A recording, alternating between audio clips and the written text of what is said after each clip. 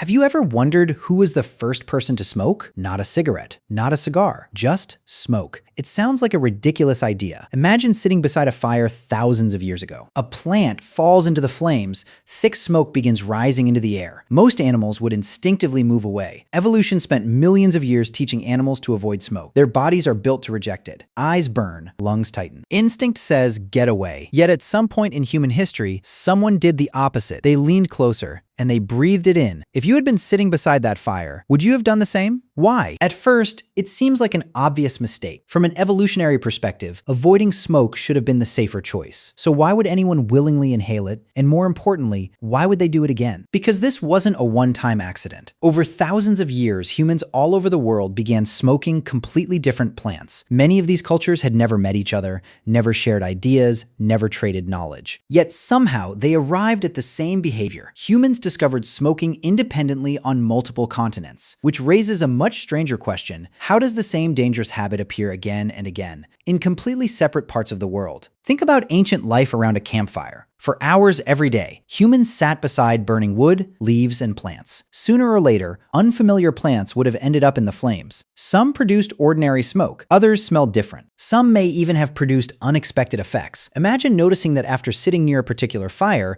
someone behaved differently, more relaxed, more energetic, more talkative, or strangely quiet. Now imagine something even stranger. What if one breath changed the way you felt? Just enough to make you wonder what a second breath would do. That's where this stops being an accident and starts becoming a pattern. Because the real mystery isn't when humans started smoking. It's why humans kept returning to something their own bodies seemed designed to reject. Why curiosity overpowered instinct. Why discomfort turned into experimentation. And eventually, into behavior. Because the first person to smoke may not have been searching for pleasure. They may have been following one of the oldest instincts that helped humans reshape the world. They may have been following something deeper, something harder to name. What kind of instinct makes an animal move toward danger instead of away from it? It isn't strength, it isn't aggression, it isn't intelligence, it's curiosity. At first, curiosity sounds like a terrible survival strategy. It doesn't protect you, it doesn't make you stronger. If anything, it seems like it should get you killed. Imagine the first person willing to walk into a dark cave. Every instinct said,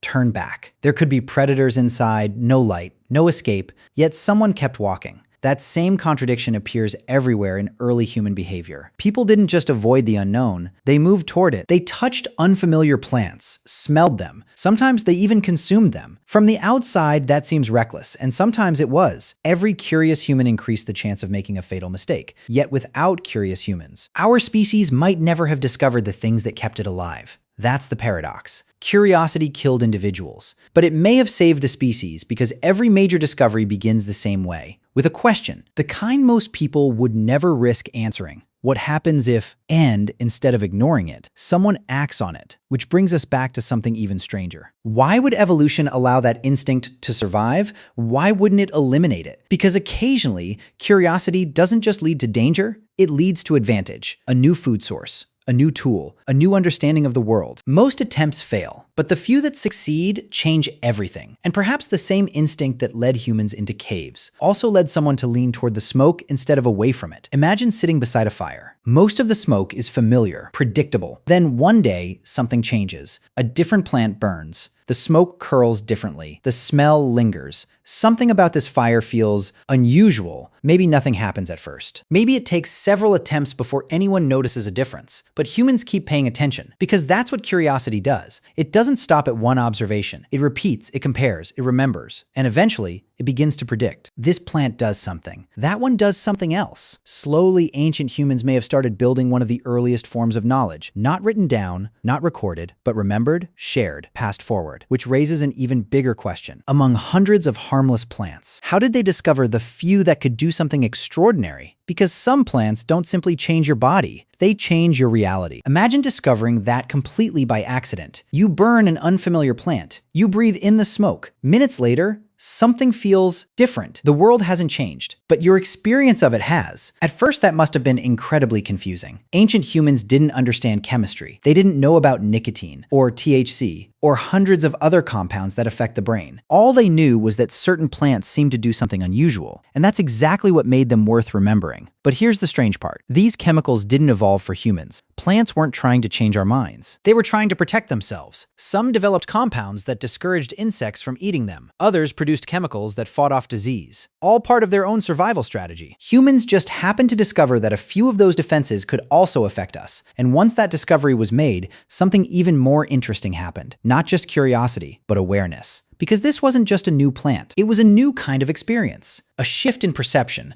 a change in how reality felt. And that changes everything. Because once humans realized that certain plants could alter the mind, they weren't just experimenting with nature anymore. They were experimenting with consciousness itself. That's a very different kind of discovery. And like all human discoveries, it didn't happen all at once. It happened through trial and error. Most attempts probably failed. Some may have caused discomfort. Others could have been dangerous. But every major discovery begins the same way. Someone tries something nobody has tried before, and once something works, it gets remembered, shared, repeated, not as scientific knowledge, but as experience passed from one person to another, one generation to the next. And over time, those experiences begin to form patterns, certain plants, certain effects, certain outcomes, until something remarkable becomes clear. Humans can change how they experience reality, and that realization raises a deeper question. Because if these experiences were powerful enough to remember, they must have offered something valuable, something worth the discomfort. Smoke burns your eyes. It irritates your lungs. It makes you cough. That's a surprisingly high price to pay. So what made it worth it? Was it pleasure, medicine, something spiritual, or something even deeper inside the human brain? Because the more we examine the history of smoking, the less it seems like a story about plants, and the more it begins to look like a story about the human desire to experience reality differently. The more we examine the history of smoking, the less it seems like a story about plants, and the more it begins to look like a story about the human mind. Because smoking isn't actually the mystery. Changing consciousness is. Think about it.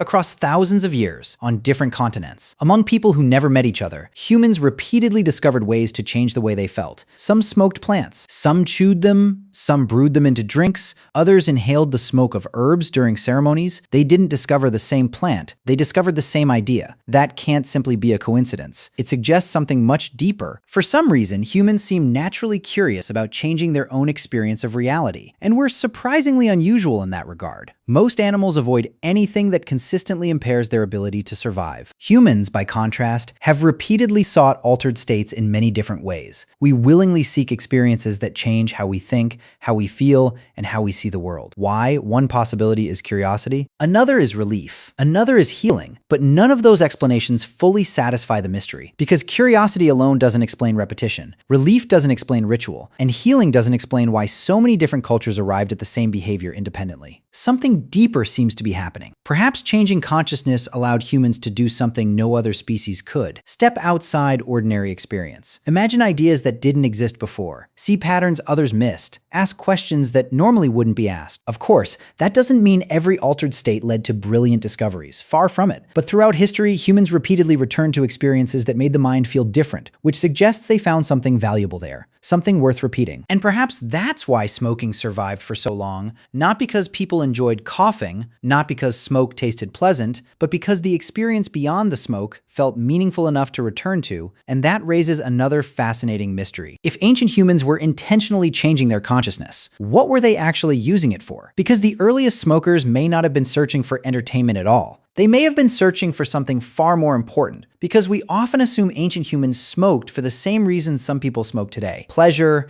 escape, entertainment. But that assumption may be completely wrong. Imagine living thousands of years ago. You try a plant, it makes you cough, it irritates your lungs, sometimes it makes you feel strange, unsteady, different. So why keep using it? Why return to something that feels uncomfortable? Or even risky? That's the contradiction. Because something else must have been happening. Something that made the discomfort worth it. Imagine someone in pain. Someone who can't sleep, someone terrified before a dangerous hunt. Then imagine that same person trying a plant, and afterward, something changes. The pain softens, the fear quiets, the mind shifts. Suddenly, the experience isn't just strange, it's useful. And that changes everything. Ancient humans weren't just gathering food. They were learning which plants helped, which plants harmed, and which ones did something entirely different. They changed the mind. In a world without hospitals, without pharmacies, without painkillers. That kind of discovery wasn't small. It could mean relief, survival, hope, and the only way to find it was to experiment. Sometimes a plant healed, sometimes it eased pain, sometimes it did nothing at all. And sometimes, when burned or inhaled, it changed how a person felt. That wasn't just curiosity, it was knowledge that mattered, knowledge worth remembering, worth sharing, passed from parents to children, from one group to another. But something else may have happened along the way. Imagine a child with a fever, their body burning, their breathing shallow. Everyone watches as one person quietly walks into the forest. They disappear among the trees. Time passes. Then they return, carrying a handful of leaves. Hours later, the fever begins to fade. In that moment, something changes. That person is no longer just another member of the group. They understand something others don't. They can do something others can't. And throughout human history, people with unusual knowledge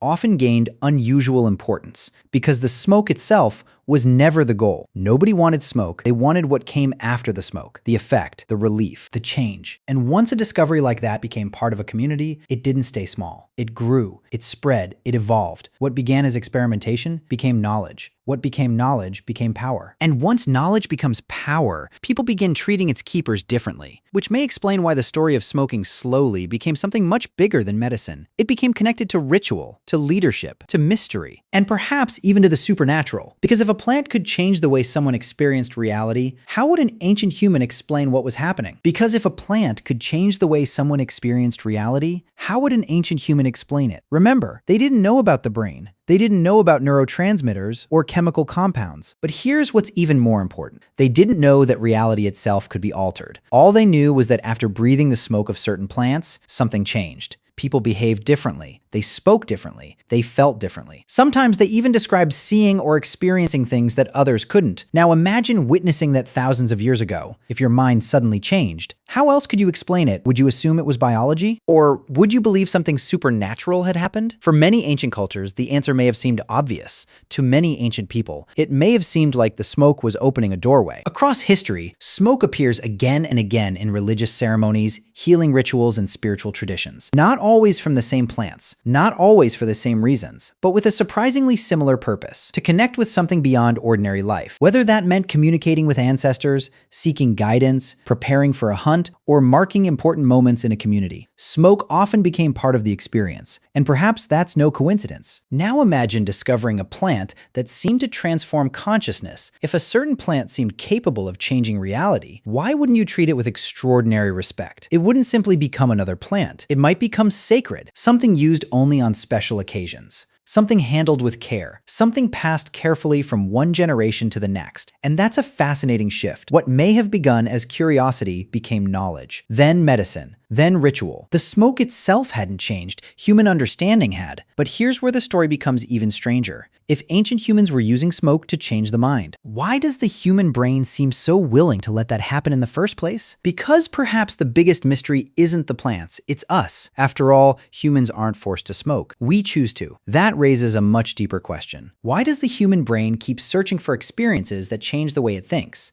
At first, you might assume this is just curiosity, but that doesn't really explain anything, because curiosity itself needs an explanation. Why does the brain reward it? Why does something unfamiliar feel interesting instead of threatening? Why does uncertainty pull our attention instead of pushing it away? To understand that, we have to look inside the brain. Because curiosity isn't just a feeling, it's a system. When you encounter something new, something unexpected, your brain doesn't stay neutral. It reacts. Deep inside the brain, a chemical called dopamine begins to rise. Most people think dopamine is about pleasure, but that's not quite right. Dopamine is about prediction. More specifically, it's about prediction errors. When something happens that your brain didn't expect, dopamine spikes. That spike tells your brain something important. Pay attention. This matters. And that's where curiosity begins. Because novelty, anything new or uncertain, creates those prediction errors. Your brain can't fully predict what's about to happen, so it becomes interested, focused, motivated to explore. In other words, curiosity isn't random. It's a built-in learning system. The brain rewards you for investigating the unknown, because the unknown contains information, and information improves survival. If an ancient human ignored everything unfamiliar, they would never learn which plants were safe, which animals were dangerous, which environments could support life. Exploration wasn't optional. It was necessary. So evolution shaped brains that didn't just tolerate uncertainty. They were drawn to it. But here's where things get interesting. That same system doesn't only respond to the outside world. It also responds to internal experiences,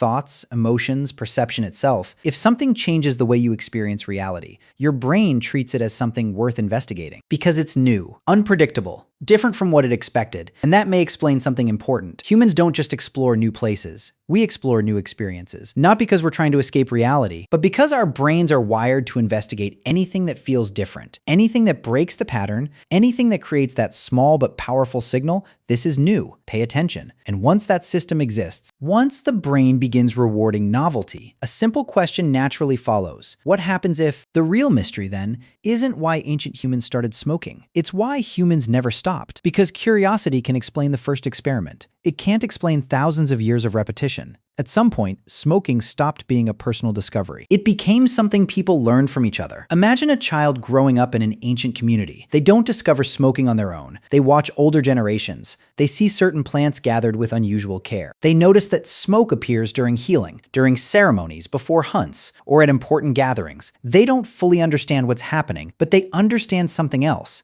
This matters. Years pass. They grow older. One day, they're finally allowed to sit beside the fire, not as a child watching from a distance, but as someone included, someone trusted. Someone hands them the same plant their grandparents once used, the same one they've seen their parents prepare. They don't ask who discovered it. They don't ask why it works. They simply accept that this is what their people do. And in that moment, something invisible is passed forward. Not just the act itself, but the meaning attached to it. And that's how many human behaviors survive. Not because every generation rediscovers them, because every generation inherits them. The first person may have experimented, the next generation simply accepted it as part of life. And over time, something even more interesting can happen. The original reason could disappear. A tradition can outlive its explanation. People remember the ritual. Long after they've forgotten the reason it began, they remember when to do it, how to do it, who should be there, but not necessarily why it started in the first place.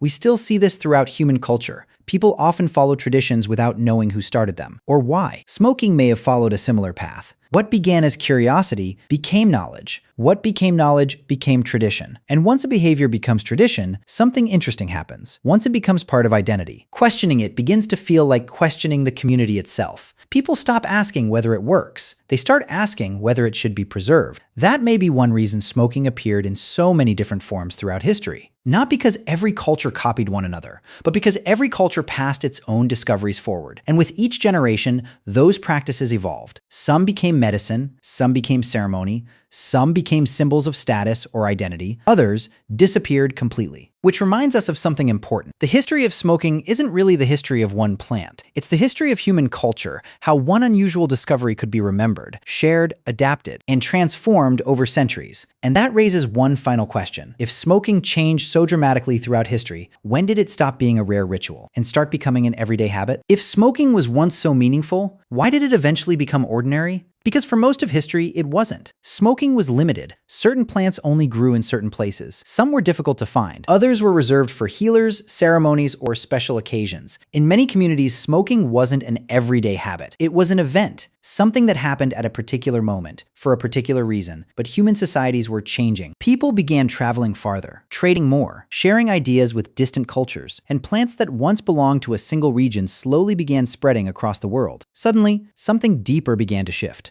What had once been sacred became familiar. And that transformation is bigger than smoking. It happens everywhere in human history. Fire was once mysterious. Now it's ordinary. Gold once symbolized power. Now it's a commodity. Books were once rare and precious. Now they're everywhere. Music once required presence. Now it plays on demand. When something sacred becomes available to everyone, it doesn't just spread, it changes meaning. The experience itself may stay the same, but the way people relate to it transforms completely. Smoking followed that same path. What had once been rare became common. What had once been intentional became routine. And once something becomes routine, people stop treating it as special. They stop asking why. They simply continue, which also reveals something surprising. The image many of us have of ancient smokers, of people constantly surrounded by smoke. Living in a permanent altered state is probably backwards. Ancient humans likely didn't experience smoking every day. Life was too demanding. Finding food, avoiding danger, protecting family. Survival rarely leaves room for being disconnected from reality all day. Instead, smoking was likely one tool among many, used in particular situations.